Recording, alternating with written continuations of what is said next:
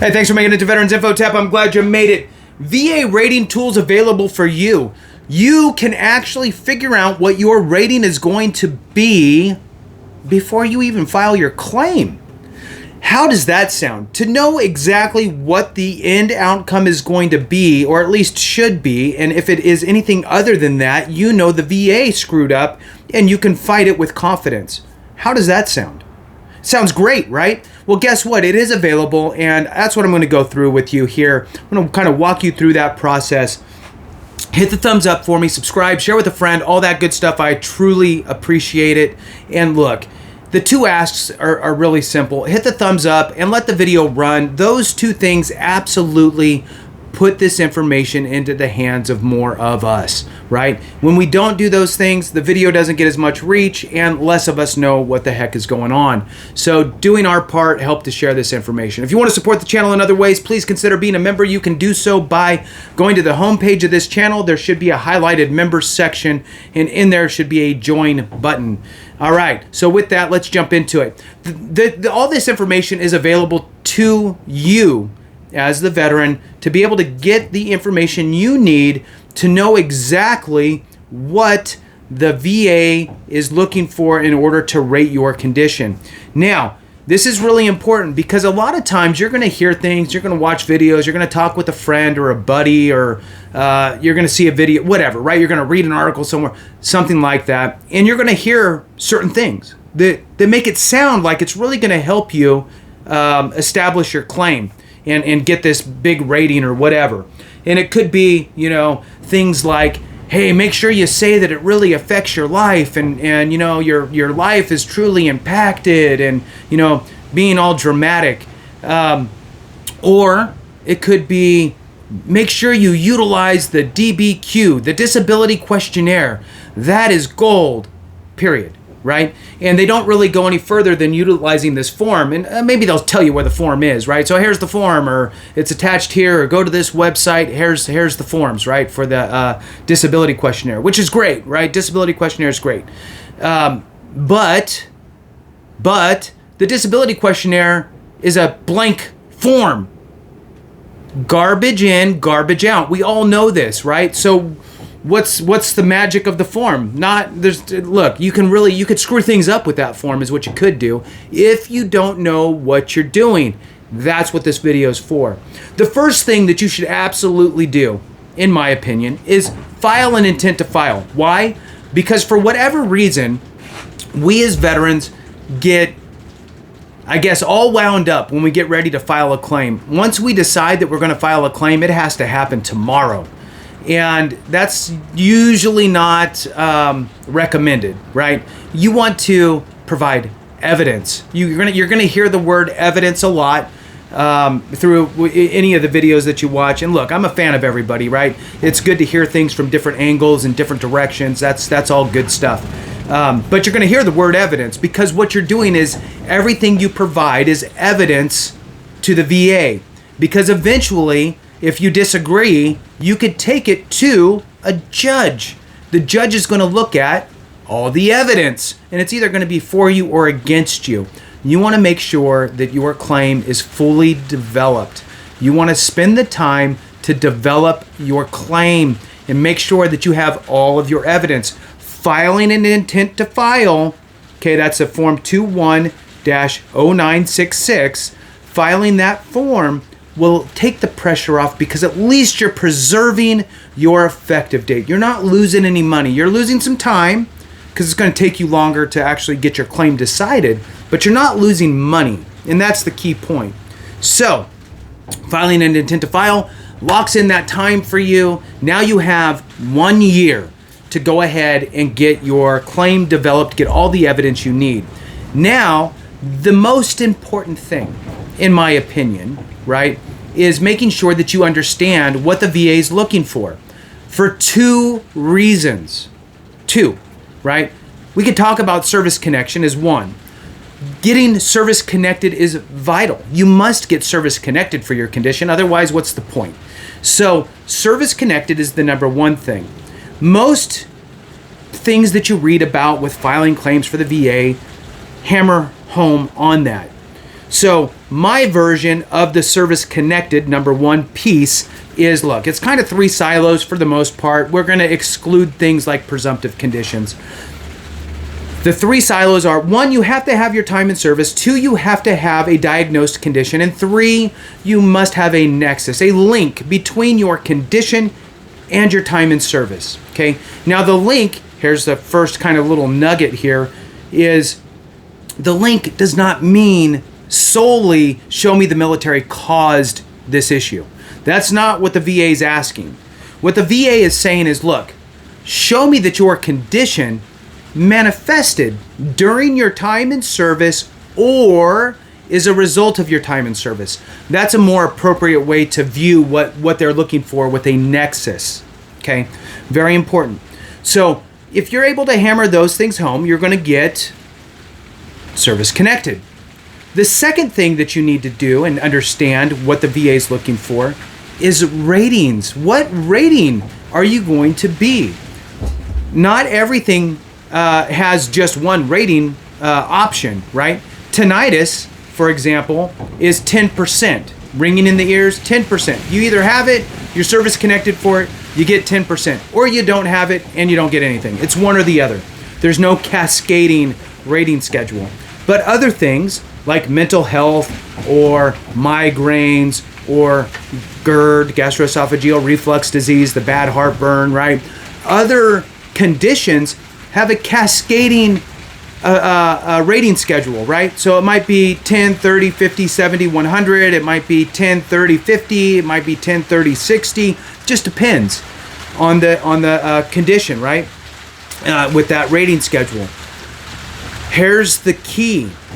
Before you file a claim, okay, you have your intent to file in, you know the evidence that you need to provide to make sure that it is service connected.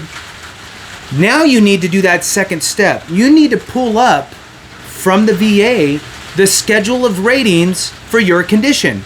Now there's 2 ways to do it. You can do it the right way, which is actually going to the VA's website and looking for the schedule of ratings, and then it's going to open up all the different books and you're going to find your condition. Maybe it's migraine headaches under Neurological. So you're going to click the Neurological hyperlink, and then it's going to open up 5 other hyperlinks, and one's going to say rating schedule or schedule of ratings. And you're going to click that. Then it's going to open up a Word document, and then you're going to find migraines, right? So it's kind of cumbersome. I get it.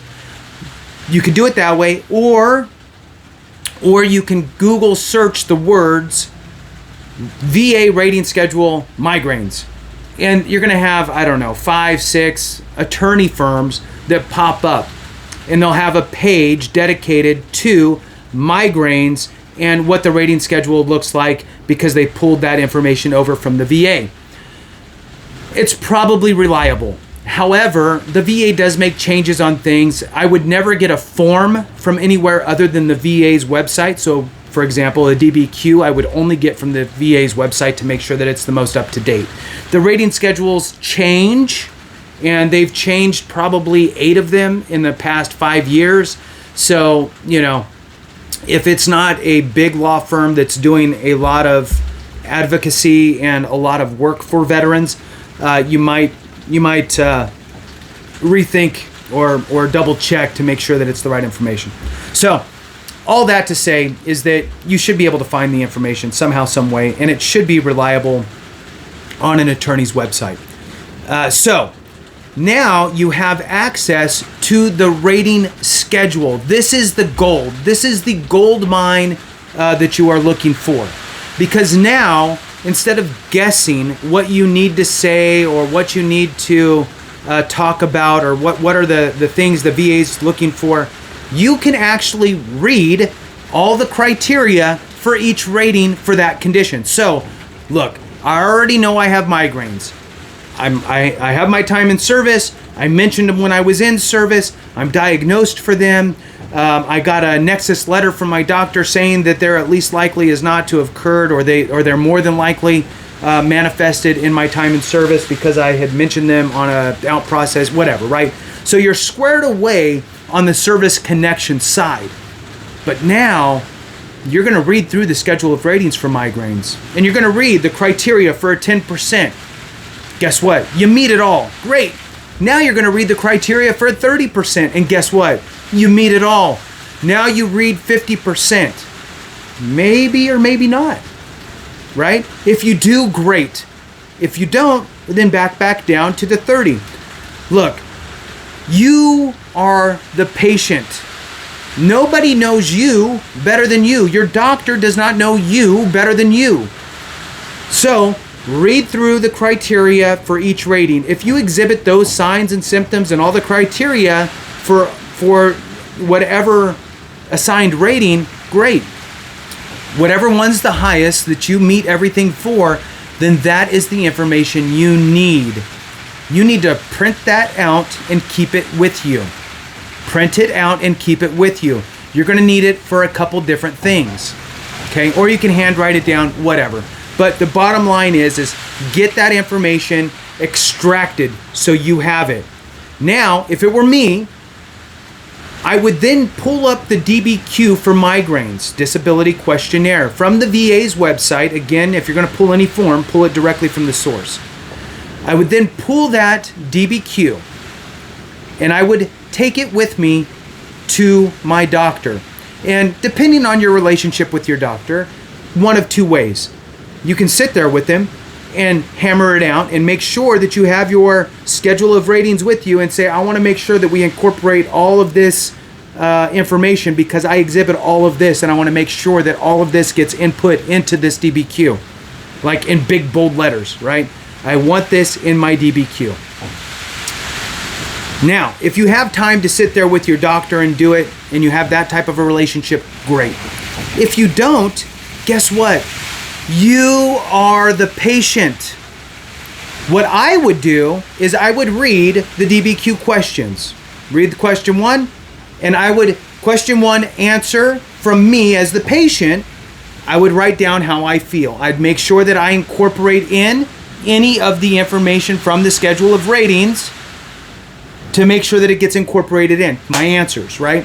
And I would put all of my answers down on another sheet. Then I would give it to my doctor's office. Here's the DBQ that I need my doctor to fill out.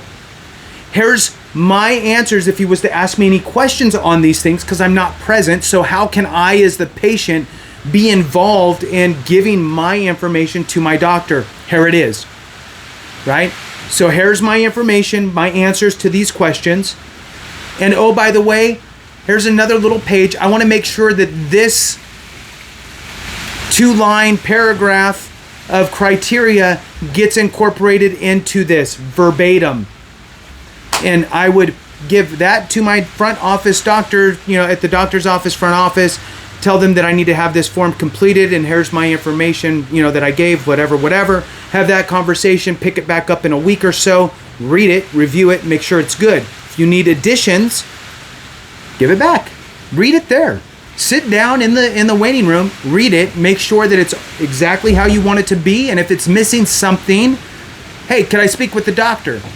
If you can, great. If not, write down a little note, give it back, and let them reconfigure, finish it off, add, whatever. I had additional notes put on mine from a doctor after the fact, so that works. Then, now you have that as evidence, right? You have the DBQ that's incorporating in all of the stuff from the schedule of ratings that will give you the appropriate rating. Huge. Then you file your claim with all your evidence, right? Now your claim's off and running. You get the call for your CMP exam, and guess what? You get ready for your CMP exam. You're taking your notes with you from the schedule of ratings. And during the conversation, you can refer to your notes from your schedule of ratings that you printed out or hand wrote or whatever you did. And look, it's not a closed book test. How are you supposed to remember every single thing? You don't want to leave a word out. I will tell you that if you leave a word out from the criteria that is required, they will drop you down to the next rating. So, for example, if you think you're a 30% for GERD and you miss one word for a sign, symptom, or whatever for GERD, they're going to drop you down to 10. Same thing with migraines. If you're at 30, they're going to drop you down to 10 if you don't explain everything for the 30% rating. Make sure that you have that correct conversation with the C&P examiner. And I'm even a fan of, look, and I'll just leave this with you. You know, I brought it because I wanted to make sure that I hit all of these, you know, because this is how these are the things that I'm feeling, and I just want to make sure that you get that put in there. Thank you so much. Really appreciate your time. And off you go, right? So that is the gold, right? You have all the tools you need to make sure that you get the appropriate rating. Utilize the schedule of ratings. Utilize the DBQ, but I'll tell you what, the DBQ without the information from the schedule of ratings is useless. Utilize the schedule of ratings information, incorporate it into the DBQ, and utilize that as evidence. Take the same information from the schedule of ratings with you to your C&P exam and just knock it out of the park. Then you sit back and you wait for your rating. If for some reason the VA rates you differently than what you think, you have a very, very firm understanding of what you should be rated, and you should feel very confident that you should be able to get that increased through either a higher level review or a supplemental claim if you feel that that's needed. So with that, thank you so much for watching. I really appreciate you. Have a great one, and remember, if we don't take care of each other, something went wrong.